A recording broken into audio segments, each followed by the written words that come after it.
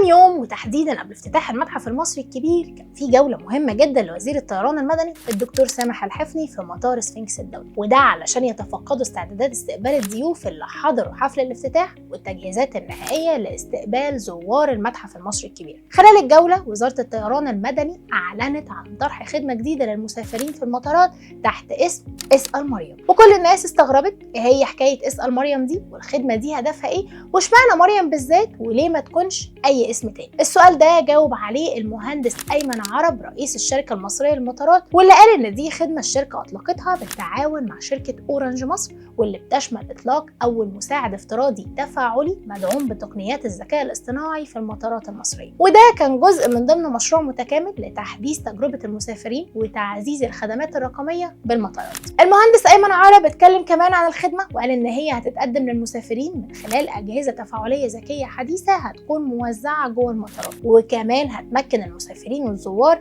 انهم ياخدوا اجابات فوريه لاي استفسارات بتتعلق برحلات الطيران او اجراءات السفر والوصول او مواقع المرافق والخدمات جوه المطار، او اي معلومات متعلقه بوسائل النقل والتاكسي والليموزين والاتجاهات والمناطق السياحيه القريبه او حتى مواعيد الرحلات. رئيس الشركه المصريه للمطارات قال كمان ان الخدمه الجديده اللي اطلقتها الشركه المصريه للمطارات هتكون متاحه قدام المسافرين باللغتين العربيه والانجليزيه، وهتكون واحده من الخطوات اللي بتقوم بيها وزاره الطيران المدني لتقديم منظومه رقميه متكامله بتقدم حلول ذكيه تدعم خطه مصر للتحول الرقمي في قطاع الطيران المدني. طبعا زي ما احنا عارفين ان اي خدمه في اي قطاع بيكون عليها اسئله واستفسارات كتير، وعلى ما الناس تفهم ايه هي الخدمه دي وازاي يقدروا يستفيدوا منها، وده اللي حصل مع خدمه اسأل مريم في المطار. وطبعا في اسئله كتيره اتسالت من المسافرين الموظفين عن الخدمه الجديده وهي فايدتها والمميزات اللي فيها، باعتبارها واحده من الخدمات الرقميه الجديده اللي هدفها راحه ورفاهيه للمسافرين. اغلب الاسئله بتوصل من المسافرين الموظفين عن خدمه اسأل مريم في المطارات بيكون ليها ردود،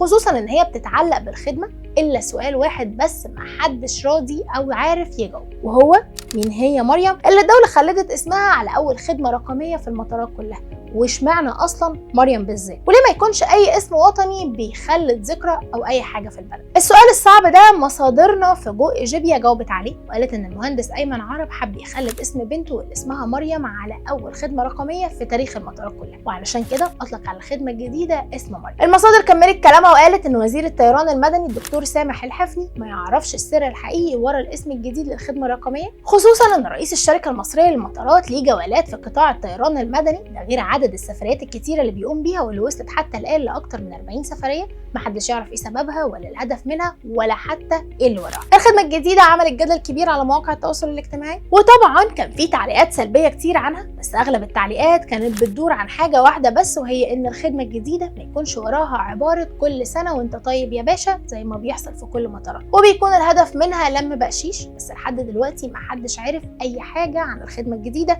ولا تكلفتها كام على وزاره الطيران المدني، ولا السؤال بيروح لها ازاي ولا باي طريقه، ولا حتى الاجابه بتكون ازاي، وهل هتكون فعلا تجربه حقيقيه بتقدم نوع من انواع الرفاهيه للمسافرين في المطارات، ولا هتكون زيها زي خدمات كتيره ظهرت وانتهت بدون ما حد يعرف هي طلعت ليه واختفت ليه. في النهايه انا بشكركم على حسن الاستماع، كانت معاكم بسنتي ناجي والى اللقاء.